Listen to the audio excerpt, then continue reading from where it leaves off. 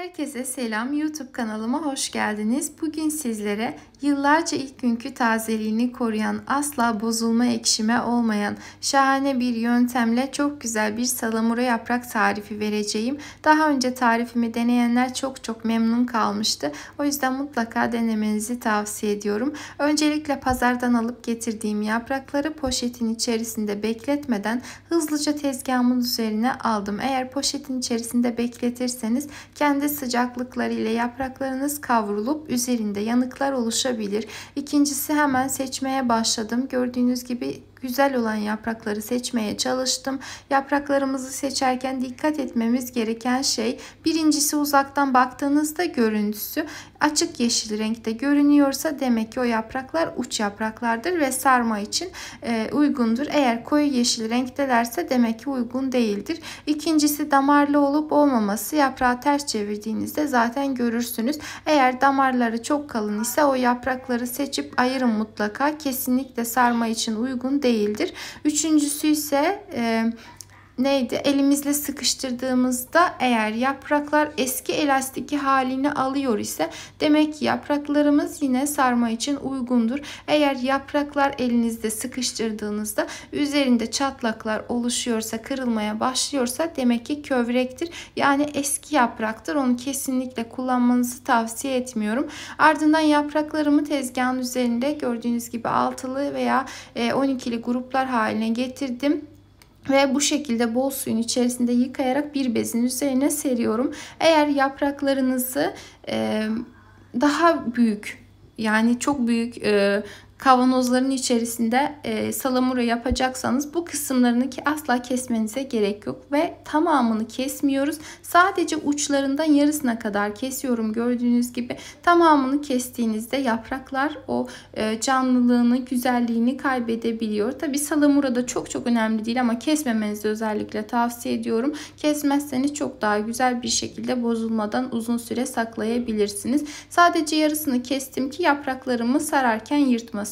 Ardından olabildiğince büyük bir tencere aldım. Leğenin içerisinde de yapabilirsiniz. Elinizde ne varsa uygun bir şekilde onu kullanmanızı tavsiye ediyorum. Ardından suyu süzülmüş olan yaprakları sıra halinde bu şekilde tencereye dizdim ve üzerine tekrardan tuz ekliyorum. Kullandığımız tuz mutlaka iri salamuralık tuz olması lazım. Üzerinde iyotsuz yazmış olmasına dikkat edin. Kesinlikle sofra tuzu kullanmamalıyız. Aksi takdirde salamura yapraklarımız eriyebilir. Bu şekilde sırayla yerleştirerek her katın arasına 2 yemek kaşığı kadar, dolu olmayacak şekilde silme yemek kaşığı kadar tuzu gezdirdim. Sonuncu kata geldiğimde yine üzerine 2 yemek kaşığı tuz gezdirip üzerine kaynayan suyu ilave ediyorum.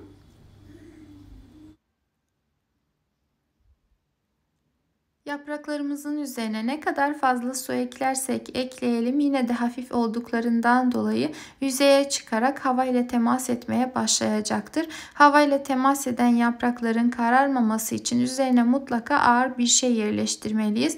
Ben genellikle bu şekilde güveç tenceremin kapağını koyuyorum. Sizler de dilerseniz bu şekilde yapabilir veya herhangi bir tepsi yerleştirip üzerine de bir ağırlık koyarsanız yine aynı etkiyi elde edersiniz. Şimdi yapraklarımız tamamen soğuya dursun. İçerisindeki su tamamen soğuması lazım. Bunun için ortalama 4-5 saat kadar dinlendireceğiz. Biz geçelim hem kavanozlarımızı hem de kapaklarımızı hazırlamaya. Öncelikle kullandığımız kavanoz kapaklarımız mutlaka yeni, yani daha önce hiç kullanılmamış olmalı ve kaynar su ile yıkanıp güzelce sterilize edilmelidir.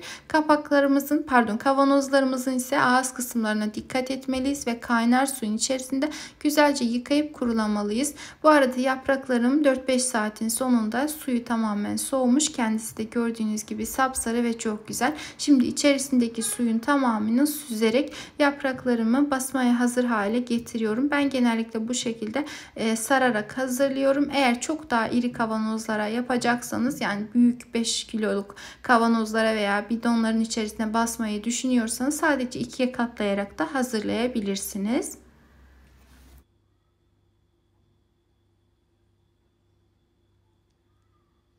Yapraklarımızın tamamını aynı şekilde hazırladıktan sonra kavanozumuzun veya bidonumuzun içerisine yerleştirelim. Bu arada eğer Videomu buraya kadar izlediyseniz beni nerelerden, yani hangi ülkeden veya şehirden izlediğinizi yorum kısmına yazarsanız çok sevinirim.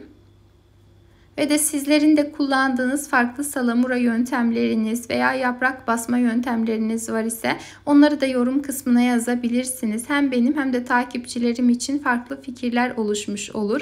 Şimdiden değerli yorum ve beğenileriniz için hepinize çok çok teşekkür ediyorum. Yapraklarımızı kavanozlara bastıktan sonra üzerinden bastırarak içerisindeki fazla suyun akmasını sağlayalım.